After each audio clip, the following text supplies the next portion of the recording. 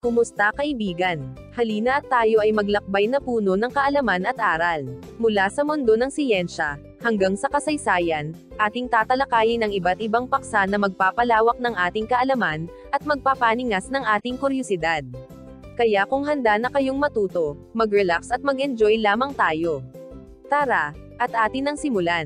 Sama-sama tayong mag-explore, at matuto sa ating bagong talakayan. Pagpapahalaga at virtue, bilang batayan ng sariling pagpapasya, pagkilos, at pakikipagkapwa. Sa gitna ng mabilis na pagbabago ng mundo, mahalagang mapanatili natin ang ating mga pagpapahalaga at birtud, bilang gabay sa ating mga pagpapasya, pagkilos, at pakikipagkapwa. Ang ating mga paniniwala at prinsipyo ay hindi lamang nagbibigay kahulugan sa ating buhay, kundi nagsisilbi rin itong pundasyon ng isang maayos at makataong lipunan. Sa ating talakayan ngayon, ating susuriin ang kahalagahan ng pagpapahalaga at birtud sa pagbubuo ng ating identidad at sa ating pakikipag-ugnayan sa kapwa. Pag-aaralan natin kung paano ito nakaaapekto sa ating mga desisyon sa araw-araw, at kung paano natin mapauunlad ang ating mga birtud upang maging mas mabuting tao at mamamayan. Sama-sama nating tuklasin kung paano ang pagpapahalaga at birtud ay susi sa isang mas makabuluhang buhay. Ano nga ba ang pagpapahalaga? Isang pagsusuri. Ang salitang pagpapahalaga o values ay tumutukoy sa mga paniniwala, prinsipyo, at pamantayan na nagsisilbing gabay sa ating pag-uugali at pagpapasya. Ito ang mga bagay na itinuturing nating mahalaga at may kahulugan sa ating buhay. Ang mga ito ay hindi lamang mga konsepto, kundi mga aktibong puwersa na nagtutulak sa ating relasyon sa ating sarili, sa kapwa, at sa mundo sa ating paligid. Kahulugan ng pagpapahalaga o values. Mas malalim pa, sa simpleng kagustuhan, ang pagpapahalaga ay nagmumula sa ating pinaniniwalaan at sa kung ano ang itinuturing nating tama at mabuti. Ito ay ang batayan ng ating moralidad at etikal na pag-uugali. Ang mga ito ay nagbibigay direksyon sa ating buhay, nagbibigay kahulugan sa ating karanasan, at nagtuturo sa atin kung paano dapat tayo mamuhay. Ang pagpapahalaga o values ay nagmula sa salitang Latin na valor, na nangangahulugang pagiging malakas o matatag, at pagiging makabuluhan o pagkakaroon ng saysay o kabuluhan. Mula sa ugat ng salitang ito, mahihinuha natin na ang isang tao ay kailangang maging malakas o matatag sa pagbibigay halaga sa anumang bagay na tunay na may saysay o kabuluhan. Halimbawa, mapahahalagahan ang pag-aaral kung paglalaanan ito ng ibayong pagsisikap at pagtitiyaga na may kalakip na sakripisyo. Hindi kailanman maaangkin ang pagpapahalagang ito kung hindi tayo magiging matatag o malakas sa aspektong pisikal, pangkaisipan, o emosyonal. Ang mga pagpapahalaga ay maaaring magkakaiba-iba, depende sa kultura, relihiyon, at personal na karanasan ng isang tao. Ngunit, sa kabila ng mga pagkakaiba, may mga pangkalahatang pagpapahalaga na tinatanggap at pinahahalagahan ng karamihan sa mga tao. Halimbawa ng mga pagpapahalaga. Maraming halimbawa ng mga pagpapahalaga, ngunit, ilan sa mga karaniwan at mahalaga ay ang mga sumusunod. Katapatan o honesty, ang pagiging tapat sa salita at gawa. Ang pagsasabi ng katotohanan, kahit na mahirap.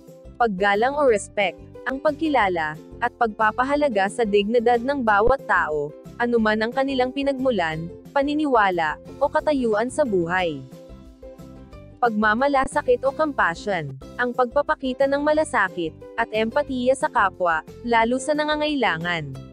Pagtitiis o patience, ang kakayahang maghintay, at magtiis sa mga pagsubok, at hamon sa buhay. Pag-asa o hope, ang paniniwala sa posibilidad ng isang mas magandang kinabukasan. Pagmamahal o love, ang pagpapakita ng pag-aalaga at pagmamahal sa pamilya, kaibigan, at kapwa. Pananagutan o responsibility, ang pagtanggap sa mga bunga ng ating mga pagpapasya at pagkilos. Katarungan o justice, ang pagnanais na maging patas at makatarungan sa iba. 5 katangian ng mataas na pagpapahalaga. Si Max Scheler, isang pilosopong Aleman, ay nagpanukala ng isang komprehensibong teorya ng pagpapahalaga na nagtataguyod ng isang hierarkiya ng mga halaga. Hindi niya itinuturing ang mga halaga bilang simpleng mga kagustuhan o opinyon, kundi bilang mga objektibong katotohanan na mayroong intrinsic na halaga. Sumulat si Max Scheler ng 5 katangian ng mataas na pagpapahalaga. Pagiging walang hanggan, o timelessness or ability to endure. Mas tumatagal ang mas mataas na pagpapahalaga, kung ihahambing sa mababang mga pagpapahalaga. Ang mga mataas na pagpapahalaga, ay hindi nagbabago, sa paglipas ng panahon. Ang mga ito ay nananatili, at may bisa sa iba't ibang panahon, at kultura. Ang pagpapahalaga, ay nasa mataas na antas, kung hindi ito kailanman mababago ng panahon. Halimbawa, ang paggastos ng pera, upang ibili ng aklat, ay mas mataas, kaysa sa ipambili ng pagkain. Mas tumatagal ang kaalaman na makukuha sa aklat, kaysa sa kasiyahan ng pisikal na katawan, dahil sa pagkain. Ang pagpapahalaga sa karunungan, o katotohanan, ay nananatiling mahalaga, kahit na magbago ang mga lipunan at teknolohiya.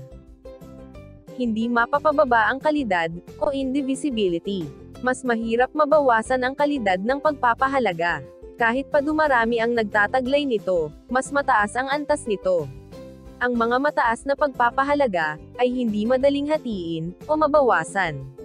Ang kanilang kalidad, ay nananatiling buo, kahit na ito ay ibinabahagi, o nararanasan ng marami. Ang pagpapahalaga, ay nasa mataas na antas, kung sa kabila ng pagpasalin-salin nito, sa napakaraming henerasyon, na pananatili ang kalidad nito. Halimbawa, ang pagpapahalaga sa material na bagay ay lumiliit, habang nahahati ito, ngunit ang pagpapahalaga sa karunungan, ay hindi nababawasan, kahit pamahati ito, o ipamahagi sa napakaraming tao. Ang pagmamahal ay hindi lumiliit, kapag ibinabahagi mo ito sa iba. Ang halaga nito, ay nananatiling buo. Paglikha ng iba pang pagpapahalaga, o generativity. Mataas ang antas ng pagpapahalaga, kung ito ay lumilikha, ng iba pang mga pagpapahalaga. Ang mga mataas na pagpapahalaga, ay nagsisilbing pundasyon, para sa iba pang mga pagpapahalaga. Ang mga ito ay nagbibigay ng direksyon, at kahulugan sa iba pang aspeto ng buhay. Halimbawa, ang isang tao na nagtatrabaho sa ibang bansa, na tinitiis ang lungkot, pangungulila, at labis na pagod, upang kumita ng sapat na salapi. Ginagawa niya ito, upang mapagtapos sa pag-aaral ang kanyang anak. Para sa kanya, mas mataas na pagpapahalaga, ang mapagtapos ang kanyang anak sa pag-aaral, kaysa sa kanyang pagsasakripisyo at pagod. Malalim na kasiyahan o depth of satisfaction. May likas na kaugnayan, ang antas ng pagpapahalaga, at ang lalim ng kasiyahang nadarama sa pagkamit nito. Sa madaling salita, mas malalim ang kasiyahan, na nadama sa pagkamit ng pagpapahalaga, mas mataas ang antas nito. Ang mga mataas na pagpapahalaga, ay nagdudulot ng mas malalim, at mas matagal na kasiyahan, kaysa sa mga mababang pagpapahalaga. Ang mga ito, ay nagbibigay ng kahulugan, at layunin sa buhay. Halimbawa, mas malalim ang kasiyahan, ng pagsali sa isang prayer meeting, kaysa sa paglalaro ng basketball. Ang kasiyahang dulot, ng pagtulong sa kapwa, ay mas malalim, at mas matagal, kaysa sa pansamantalang kasiyahan, na dulot ng material na bagay. Kalayaan mula sa karanasan, o independence from the experience. Ang isang pagpapahalaga, ay nasa mataas na antas, kung hindi ito nakabatay sa organismong nakararamdam nito. Ang mga mataas na pagpapahalaga, ay hindi nakadepende sa mga pisikal na pangangailangan, o karanasan ng isang tao. Ang mga ito, ay umiiral ng hiwalay sa mga individual, at nagsisilbing gabay sa paggawa ng desisyon. Halimbawa, ang taong may kapansanan, na patuloy na lumalaban sa hamon ng buhay. Hindi naging hadlang ang kapansanan, upang ang pagnanais na magtagumpay ay makamtan. Ang pagpapahalaga sa katarungan ay umiiral, kahit na hindi mo ito personal na nararanasan. Ito ay isang obektibong katotohanan. Ang mga katangiang ito, na hango sa ideya ni Scheler, ay nagbibigay ng isang balangkas para sa pag-unawa, sa kung ano ang bumubuo, sa mga mataas na pagpapahalaga. Ang pagkilala sa mga katangiang ito, ay maaaring makatulong sa atin, na masuri ang ating sariling mga pagpapahalaga, at gumawa ng mas makabuluhang mga desisyon sa buhay. Ang hierarkiya ng pagpapahalaga, ayon kay Max Scheler. Ang modelo ni Max Scheler, na kilala rin bilang Ordo Amaris, o Order of Love, ay nag-aayos ng mga halaga, sa apat na magkakaibang antas, na may pagtaas ng kahalagahan, mula sa pinakamababa hanggang sa pinakamataas. Ang pag-unawa sa sistemang ito, ay mahalaga sa paggawa ng etikal na desisyon, at pag-unawa sa ating mga prioridad. Narito ang hierarkiya ng pagpapahalaga, ayon kay Max Scheler. Mga pagpapahalagang padamdam, o sensory values. Itinuturing, na nasa pinakamababang antas ng pagpapahalaga, tumutukoy ito, sa mga pagpapahalagang nagdudulot ng kasiyahan, sa pandamdam ng tao. Nakatuon ito sa mga kasiyahan, at karanasan ng ating limang pandama, paningin, pandinig, pangamoy, panlasa, at pandama. Kasama dito, ang mga bagay na tumutugon sa pangunahing pangangailangan ng tao, tulad ng pagkain, tubig, damit, tirahan, at iba pang teknikal na mga pagpapahalaga. Kasama rin sa mga pagpapahalagang ito, yaong mga bagay, na maituturang lamang na rangya o luho ng isang tao, katulad ng mamahaling alahas, magarang sasakyan, o mamahaling bag at sapatos, na labis na hinahangad ng ilang mga tao. Ang mga halagang ito ay pansamantala, at madaling mawala ang epekto. Ito ay nakatuon sa agarang kasiyahan, at kadalasang mauugnay sa pisikal na karanasan. Mga pagpapahalagang pambuhay, o vital values. Ito ay mga pagpapahalagang, may kinalaman sa mabuting kalagayan ng buhay, o well-being. Mas mataas ang antas nito, kaysa sa mga pandamdam na pagpapahalaga. Nakatuon ito sa mga bagay na mahalaga sa ating kalusugan, kagalingan, at pagpapanatili ng buhay. Kasama rito ang kalusugan, lakas, at seguridad. Mas matatag ang mga halagang ito, kaysa sa mga pandamdam na pagpapahalaga, ngunit maaari pa ring maimpluwensyahan, ng mga pangyayari sa buhay. Ang mga ito, ay nakatuon sa pagpapanatili ng buhay, at pagpapabuti ng kalidad nito. Ito ay mga bagay na pinahahalagahan ng tao, upang masiguro niya ang kanyang kaayusan, at mabuting kalagayan.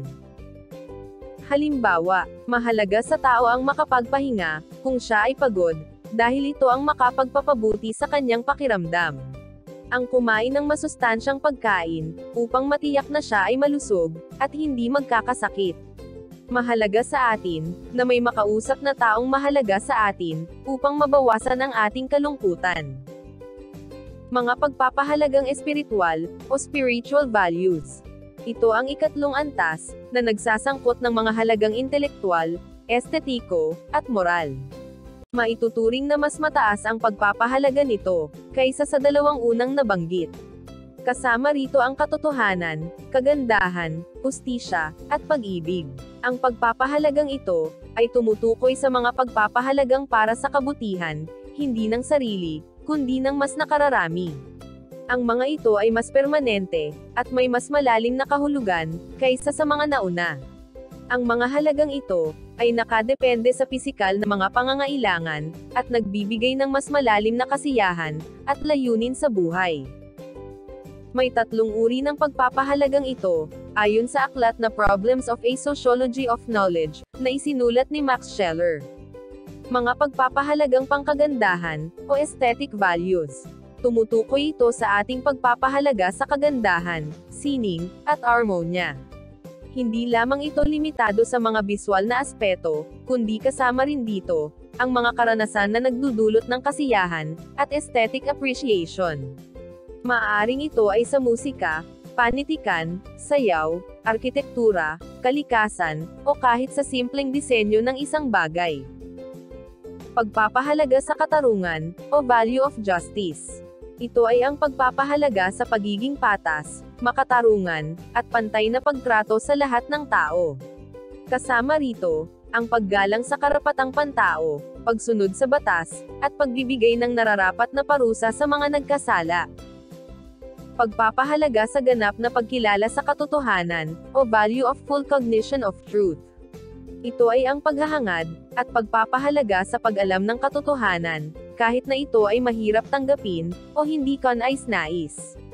Kasama rito ang pagiging bukas, sa bagong kaalaman, ang pagsusuri ng mga impormasyon ng kritikal, at ang pagiging handang baguhin ang ating mga paniniwala, kung mayroong sapat na ebidensya. Banal na pagpapahalaga, o holy values. Ito ang pinakamataas, sa lahat ng antas ng mga pagpapahalaga. Tumutukoy ito, sa mga pagpapahalagang kailangan, sa pagkamit ng tao sa kanyang kaganapan, upang maging handa sa pagharap sa Diyos.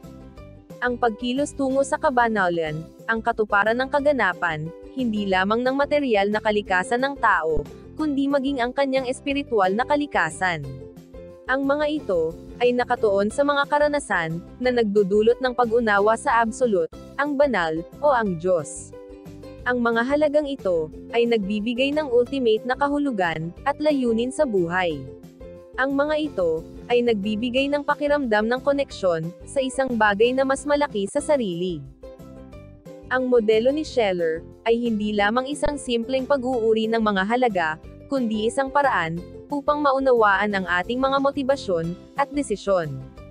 Sa pamamagitan ng pagkilala sa iba't ibang antas ng pagpapahalaga, mas maiintindihan natin, ang ating mga prioridad, at kung paano nating nabibigyang kahulugan, ang ating mga karanasan. Ang pag-unawa sa hierarkiya na ito, ay mahalaga sa paggawa ng etikal na desisyon, at pagbuo ng isang mas makabuluhang buhay. Ang pag-angat sa mas mataas na antas ng pagpapahalaga, ay nagdudulot ng mas malalim, at mas matagal na kasiyahan. Ang pag-unawa sa hierarkiya na ito, ay nagbibigay daan sa atin, na masuri ang ating mga pagpipilian, at gumawa ng mga desisyon, na naaayon sa ating mga pinakamataas na halaga. Kahalagahan ng pagpapahalaga, sa buhay ng tao. Ang mga pagpapahalaga, ay may malaking papel, sa pagbubuo ng ating identidad, at sa ating pakikipag-ugnayan sa mundo. Ito ang nagbibigay direksyon sa ating buhay, nagbibigay kahulugan sa ating mga karanasan, at nagtuturo sa atin, kung paano dapat tayo mamuhay. Ang mga taong may malinaw, at matatag na pagpapahalaga, ay mas may kakayahang harapin ang mga hamon sa buhay, gumawa ng mabuting desisyon, at magkaroon ng makabuluhang relasyon sa kapwa. Ang pagpapahalaga, ay ang pundasyon ng isang masaya, produktibo, at makabuluhang buhay. Ano nga ba ang virtue? Isang pagtalakay sa kagandahang asal. Ang salitang virtue, o kagandahang asal, ay tumutukoy sa mga positibong katangian ng isang tao, na nagpapahayag ng kanyang moral na integridad, at espiritual na pag-unlad. Ito ay hindi lamang mga abstract na konsepto, kundi mga katangiang isinasabuhay, at ipinapakita sa pang-araw-araw na buhay. Ang mga birtud, ay nagsisilbing gabay sa ating pagkilos, at pakikipag-ugnayan sa kapwa, at nag-aambag sa pagbuo, ng isang mas maayos at makataong lipunan. Kahulugan ng virtue, o kagandahang asal. Ang kagandahang asal, ay higit pa sa simpleng pagsunod sa mga batas, o alituntunin. Ito ay ang pagsasabuhay ng mga positibong katangian, na nagmumula sa loob ng isang tao. Ito ay ang pagpili, na gumawa ng mabuti, kahit na mahirap, o hindi komportable. Ang mga birtud, ay bunga ng pagsasanay, pagpapaunlad, at pagpapahalaga sa mga positibong katangian. Ito ay nagpapakita ng pagiging maayos ng pagkatao, at moral na integridad ng isang individual. Ang birtud o virtue, ay galing sa salitang Latin na virtus o vir, na nangangahulugang pagiging tao. Ito ay nararapat lamang para sa tao. Kung kaya, hindi natin maaaring sabihin, ang virtue ng anumang hayop, dahil ang isang hayop, ay walang kakayahan na magkaroon ng anumang virtue. Ito ay dahil, tanging tao lamang ang biniyayaan ng Diyos, ng isip at kilos loob. Ang tao, ay may magkakatulad na isip, ngunit hindi tayo magkakatulad ng kaalaman. Mayroon tayong magkakatulad na kilos loob, ngunit magkakaiba ang taglay na virtue. Mahalagang maunawaan, na ang virtue, ay laging nakaugnay sa pag-iisip at pagkilos ng tao. Dalawang uri ng birtud. Ang konsepto ng birtud, ay isang mahalagang bahagi ng filosofiya, at etika. Sa madaling salita, ang birtud ay ang pagiging mabuti o ang paggawa ng mabuti. Ngunit, hindi lang iisa ang uri ng birtud, may dalawang pangunahing kategorya. Intelektuwal na birtud. Ang mga intelektuwal na birtud ay may kinalaman sa isip ng tao. Ito ang mga birtud na may kinalaman sa ating kakayahang mga tuwiran, umunawa, at mag-isip. Ito ay tinatawag na gawain ng kaalaman o habit of knowledge. Sa buhay ng tao, naglalaan tayo ng mahabang panahon sa pagpapayaman ng ating isip. Kung kaya, mahalagang malaman natin ang wastong pamamaraan sa pagsasagawa nito upang hindi tayo magsayang ng pagod, salapi, at panahon. Maaari nating gamiting gabay ang mga sumusunod na pamamaraan. Paghahanap ng kaalaman upang makaalam tungo sa paggawa ng may kasanayan na magagawang perpekto lamang sa tulong ng pag-unawa, agham at karunungan. Paggamit ng kaalamang nakalap sa mga pagpapasya at kilos na maaaring mapagyaman sa tulong ng sining at maingat na paghusga. Mga uri ng intelektual na birtud. Pag-unawa o understanding. Ito ang kakayahang maunawaan ang mga prinsipyo at konsepto sa likod ng mga bagay-bagay. Ang pag-unawa, ang pinakapangunahin sa lahat ng birtud na nakapagpapaunlad ng isip. Ito ay nasa buod o essence ng lahat ng ating pag-iisip. Kung hindi ginagabayan ng pag-unawa, ang ating pagsisikap na matuto, walang saysay ang ating isip. Ito ang dahilan kung bakit ibinigay ito sa atin bilang biyaya na taglay natin habang tayo ay unti-unting nagkakaisip. Ang pag-unawa ay kasing kahulugan ng isip. Agham o science. Ang kakayahang mag-isip ng sistematiko at lohikal, gamit ang ebidensya, at pagsusuri. Ito ay sistematikong kalipunan ng mga tiyak at tunay na kaalaman na bunga ng pagsasaliksik at pagpapatunay. Matatamo natin ito sa pamamagitan ng dalawang pamamaraan. Pilosopikong pananaw, kaalaman sa mga bagay, sa kanyang huling layunin o last cause, o sa kanyang kabuuan. Isang halimbawa ay ang pag-aaral ukol sa tao, sa kanyang pinagmulan, at patutunguhan. Siyentipikong pananaw, kaalaman sa mga bagay, sa kanyang malapit na layunin o proximate cause, o sa isang bahagi nito. Halimbawa, pag-aaral tungkol sa biolohikal na bahagi ng tao, o sa kanyang kilos, kakayahan, kapangyarihan, at iba pa. Karunungan o wisdom, ang kakayahang maunawaan ang katotohanan, at gamitin ito sa paggawa ng tamang desisyon. Masasabi lamang, na naaabot na ng kaisipan ng tao, ang kanyang kaganapan, kung ito ay nagamit sa paggabay ng birtud ng karunungan. Ito ang pinakawagas na uri ng kaalaman. Ito ang pinakahuling layunin ng lahat ng kaalaman ng tao. Ito rin ang itinuturing na agham ng mga agham. Ayon kay Santo Tomas de Aquino, napakaraming sangay ng siyensya, at napakarami ng mga bagay, na maaaring malaman ng tao, ngunit nag-iisa lamang ang karunungan. Ang karunungan, ang nagtuturo sa tao, upang humusga ng tama, at gawin ang mga bagay na mabuti, ayon sa kanyang kaalaman at pag-unawa. Ito ang nagtutulak sa tao, upang maunawaan ang bunga o kalalabasan o consequence, ng lahat ng pananalita, at kilos bago ito sabihin at isagawa. Maingat na paghuhusga o prudence. Ang kakayahang gumawa ng tamang desisyon, batay sa available na impormasyon. Ang mga birtud na natalakay, ay may natatanging layunin, na pagyamanin ang isip, sa pamamagitan ng impormasyon na kinalap, upang makaalam.